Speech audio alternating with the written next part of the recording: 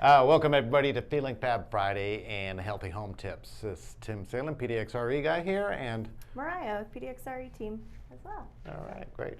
What we're talking about is the holiday season. Right now during the holiday season, we have a lot going on. There's a lot more cooking. There's a lot of trees and other decorations that are plugged in, a lot of drawing of energy and chances for fire. So we want to talk today about a little bit about fire safety. So during the holiday months, we tend to use the holiday lights, the portable space heaters, the fireplace and wood stoves, and we tend to burn candles a little bit more too. We do. It's that time of year.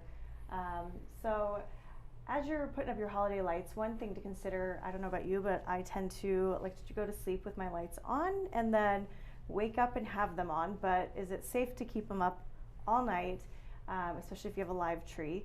Definitely not. I mean, definitely important to water that darn tree, but if not, they make these wonderful things out there now that you can actually put the lights on a timer. There's so many different types out there, so you can figure out which best meets your needs. Also for like outdoor lights, if you don't want to be going out and unplugging your lights every night, that's another thing to consider as well. But it is just something that's helpful. You can turn them on when you're getting on, and have that all set up for you. So it's one less thing you have to think about. And then you know that they're going to be turned off during the times you're not there to make sure that everything's okay with that. So something to think about as you're putting on your holiday stuff. Another thing too is, of course, fire safety is super important any time of the year, but this is one where, like Tim mentioned, a lot of things are up that we're using that we don't typically use in other months. So like it's important to have a plan for your fire safety just in case. You never know. So some of the things they recommend is to create and practice a fire escape plan. Make sure everybody Question is, knows. do you have one? That is a good question. I know that I've had to update mine as I've even changed rooms in the house or put things in different places or added family furry friends. It's always important to remember to find 2 ways to get out of each room, so that if you are in a room and the primary exit is blocked or has smoke there and is not safe to exit, you know how to get out and can remember that easily.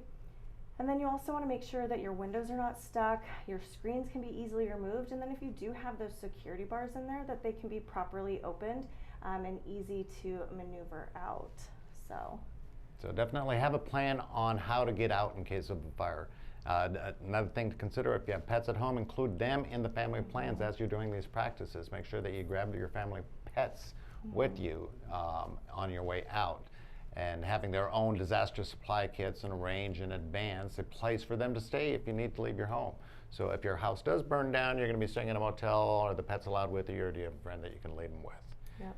And then when you practice your escape plan, practice taking your pets with you, like I mentioned a second ago, and train them to come with you when you call. Yeah. They are in fear. They don't know what's going on, so they may not be following the orders that you give them. So make sure that you practice with them so you can get them out safely too.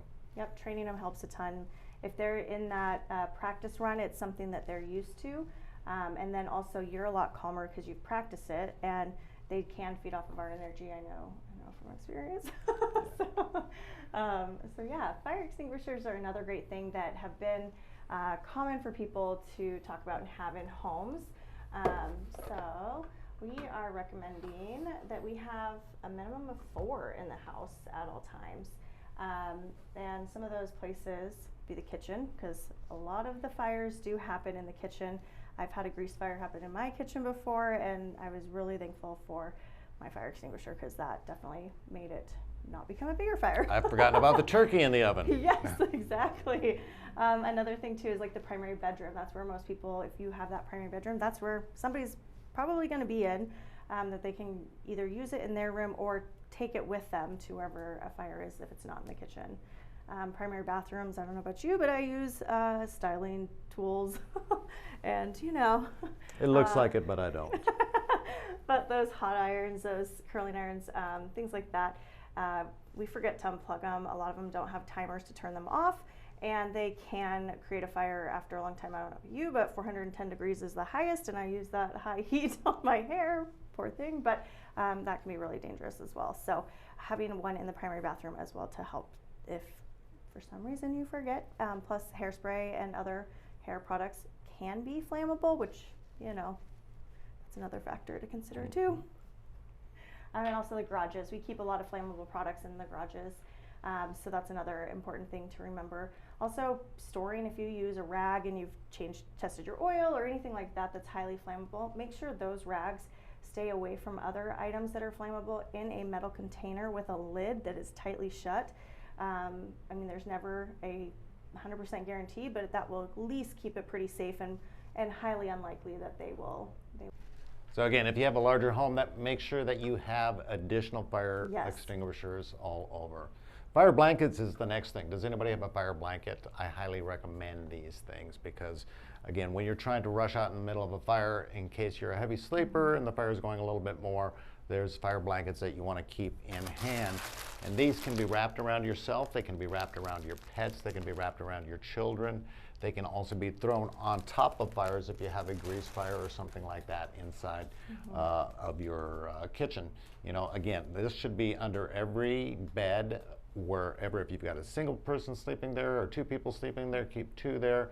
Every single bed, one in the kitchen, one under all the children's beds too. And again, they can be used for yourself. They are not going to protect you 100%, but they are going to protect you quite a bit. So definitely have those stored in your house. They can suffocate fires easily, and they're easy to use, and they don't create a big mess. Yeah. Again, one under every bed, one for every person inside the house, and one inside the kitchen. Yeah. They also, if you buy the little kits from Amazon, they also come with little fire gloves, which helps out too. So. It's always important. Fire is not fun.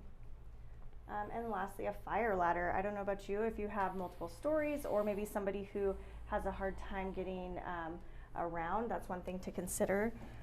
They are easy to purchase, and a lot of times if you have like a 2-story house, they have even just a 2-story label or ladder. If you have, and they're labeled accordingly, if you have a home that is 3 stories and you have rooms on every single floor, that's another thing, is they sell them in various lengths. So whatever fits your needs is the important thing, and you can find them accordingly. They're easy to purchase.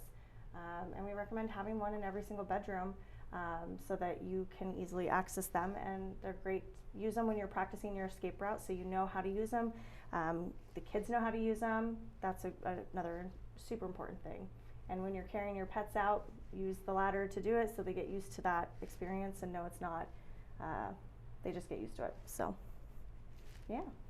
I know I need one for sure in my house because I've got 2 stories, and well, sometimes I think I can jump or expect in the fire I'm going to jump any place. I think this will be a little bit safer. At least I won't break a leg and hobble away. So. Yeah, exactly. Anyways. Yes, I've had to actually climb through a 2nd-story window, thankfully, with a ladder to get into the house. So I know that I definitely do not want to be jumping out of that same window if there is a fire. So it's really important to just plan ahead and be prepared.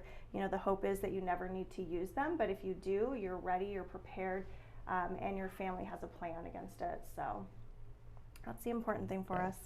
We all want to wish you a happy and safe holidays. Be safe. You can get all of this stuff at most of your Home Depots, Lowe's, online on Amazon. Be safe. Spend a little bit of money to make sure that you guys can get out safely in case of a fire, and have a safe and happy holidays. Yes, thank you. Thanks. Just one quick other little plug. You can find a lot of resources online. What is it? First aid, why can't I think of it? Red Cross has a lot of great resources. There is Sparky the fire dog, who also is really helpful to help include your kids in the plan. It can show them that it's not as scary, especially when they understand what to do and what those things mean. So those, they have great coloring sheets and everything for kids. And then also ready.gov is another wonderful resource to check out. If you are having a hard time trying to figure out where to start to create your plan, there's so many resources out there, so you don't have to do it yourself. There's a lot there that you can just be checking boxes and making sure you know what to do with your particular home and family. Yeah, good mention.